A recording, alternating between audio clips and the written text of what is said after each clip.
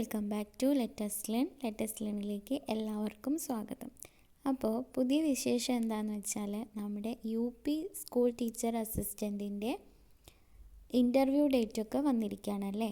May ലാസ്റ്റോട് കൂടിയിട്ട് interview ഒക്കെ ഉണ്ടാവും. അപ്പോൾ ഇൻ്റർവ്യൂവിന് നമ്മൾ LPക്ക് പ്രിപ്പയർ ചെയ്ത പോലെ തന്നെ UPയുടെ ഇൻ്റർവ്യൂവിനും പ്രിപ്പയർ ചെയ്യണം.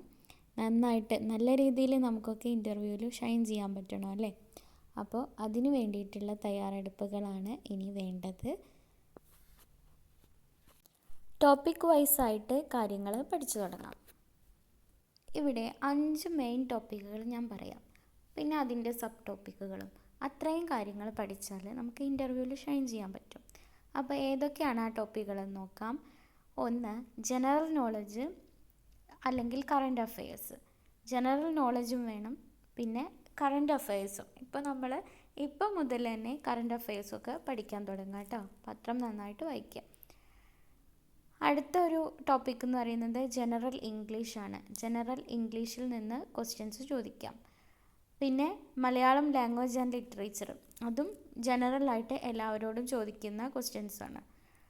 മറ്റൊന്ന് മെയിനാണ് child psychology and child pedagogy എന്നുള്ളത്.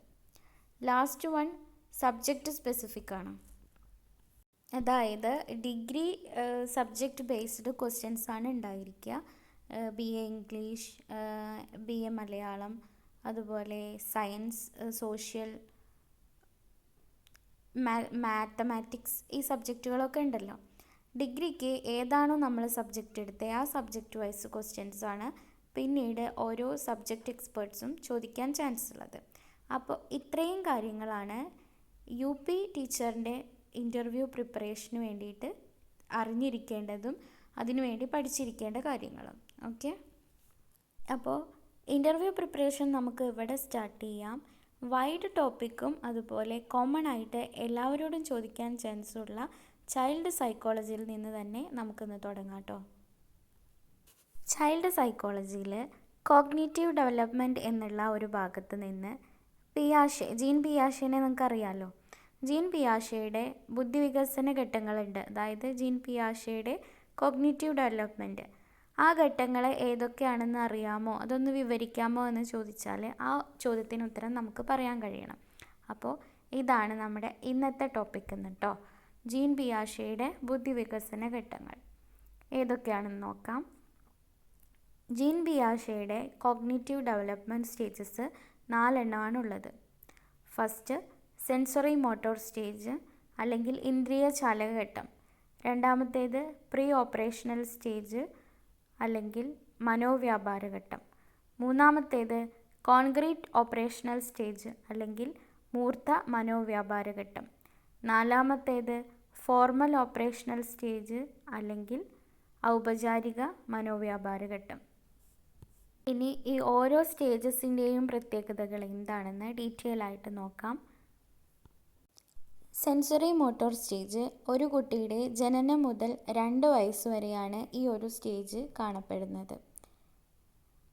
കുട്ടികൾ പഠിക്കുന്നത് അവയ്ക്ക് ചുറ്റും നടക്കുന്ന ഫിസിക്കൽ ആക്ഷൻസിലൂടെയും ചലനങ്ങളുടെയും അതുപോലെ സംവേദനങ്ങളിലൂടെയാണ്. അതായത് അവർക്ക് ഉണ്ടാകുന്ന അനുഭവങ്ങൾ, കാഴ്ച എന്നിവയുടെ അടിസ്ഥാനത്തിലൊക്കെയാണ് അവർ ഓരോ കാര്യങ്ങളും പഠിക്കുന്നത്.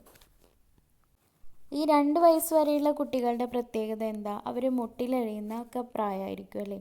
അപ്പോൾ അവർ ഈ ലോകത്തെ തന്നെ എക്സ്പ്ലോർ ചെയ്യുന്നത് അവരുടെ സെൻസസ്, കാഴ്ച, ടച്ചിങ്, അതുപോലെ സക്കിങ്, ഈ ഒരു രീതിയിലാണ് അവർ കാര്യങ്ങൾ എക്സ്പ്ലോർ ചെയ്യുന്നത്. ഈ ഒരു ടൈം പീരീഡിലാണ് ഒബ്ജക്റ്റ് പെർമനൻസ് എന്നൊരു സംഭവം ഉണ്ടാകുന്നത്.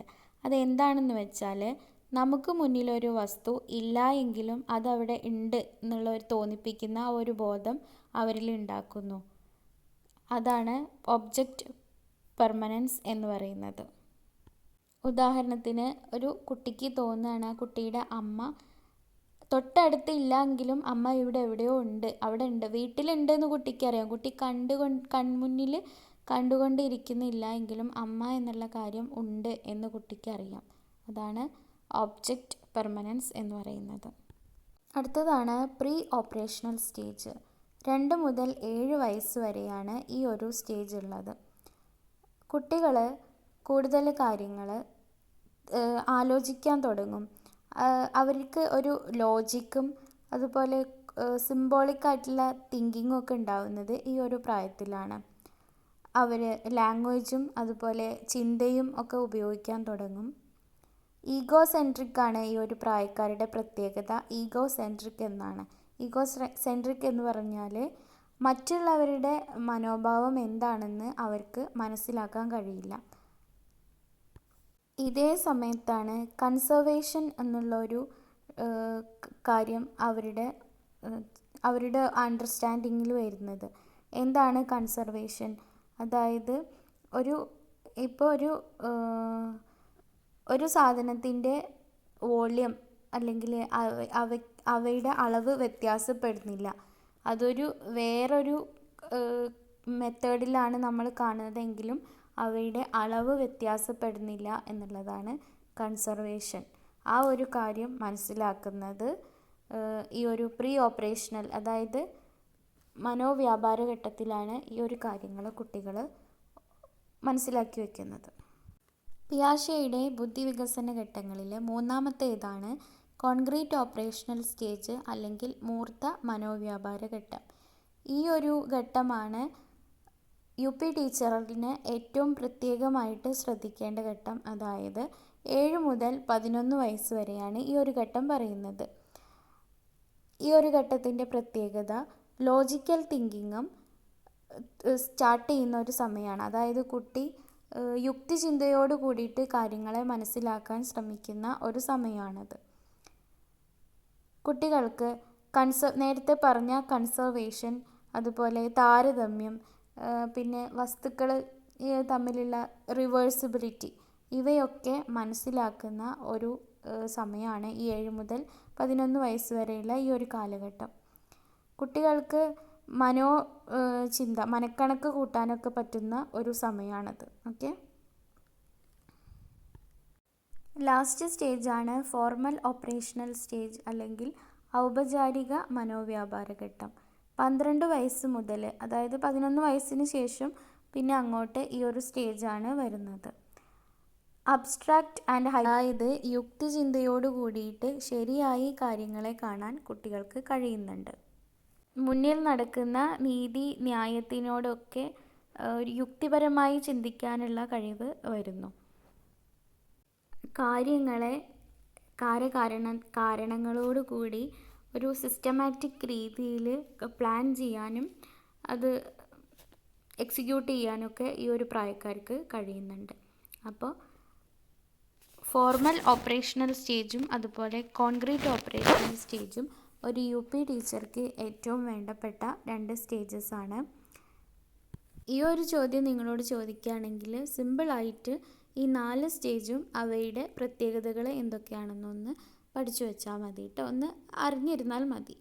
ഓക്കെ, അപ്പോൾ ഈ ജീൻ പിയാഷെയുടെ കോഗ്നിറ്റീവ് ഡെവലപ്മെൻറ്റ് പഠനത്തിൽ വളരെ വലിയ പങ്ക് വഹിക്കുന്നുണ്ട്. ജീൻ പിയാഷെയുടെ അഭിപ്രായത്തിൽ ഈ 4 സ്റ്റേജിലൂടെയാണ് കുട്ടികളിൽ ബുദ്ധി, ചിന്താ വൈഭവം വളർന്നു വരുന്നത് എന്നാണ് പറയുന്നത്. എല്ലാ കുട്ടികളിലും ഒരേ സമയത്ത് തന്നെ ഈ കാര്യങ്ങളെല്ലാം നടക്കണമെന്നില്ല. എങ്കിലും കുട്ടികളുടെ ബുദ്ധി, ചിന്ത എന്നിവ വളരുന്നതിൽ ഒരു അടിസ്ഥാനമായിട്ട് ഈ ഒരു കാര്യങ്ങളെല്ലാം എല്ലാവരിലും ഉണ്ടാവും എന്നാണ് ജീൻ പിയാഷെയുടെ ഈ കോഗ്നിറ്റീവ് ഡെവലപ്മെൻറ്റ് തിയറി അനുസരിച്ചിട്ട് പറയുന്നത്. സൈക്കോളജിയിൽ ചോദിക്കാവുന്ന മറ്റൊരു ചോദ്യവും അതിൻ്റെ ഉത്തരവും അടുത്ത വീഡിയോയിൽ നമുക്ക് ഡിസ്കസ് ചെയ്യാം. അപ്പോൾ ഈ ഒരു ചോദ്യവും അതിൻ്റെ ഉത്തരവും നന്നായി പഠിച്ച് മനസ്സിലാക്കി വെക്കാം കേട്ടോ. അടുത്ത വീഡിയോയിൽ കാണാം. അതുവരെ എല്ലാവർക്കും ബൈ.